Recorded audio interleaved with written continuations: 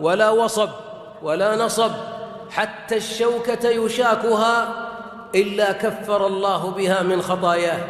آلامنا جميعها عند الله مدخرة، كل الدموع اللي قد ذرفتها حزنا على فراق غال، إبرة الأنسولين يا من تأخذها لأنك مريض، والأقراص التي تأكلها وتبتلعها يا مريض، وذاك الذي يغسل الكلى، وذاك الذي يغسل والدته أو والده أو صفيه من أهل الدنيا.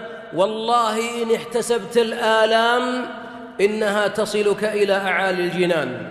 الملائكة في الجنة يدخلون على أهل المصائب أو على أولئك الذين دخلوا الجنة، ماذا يقولون لهم؟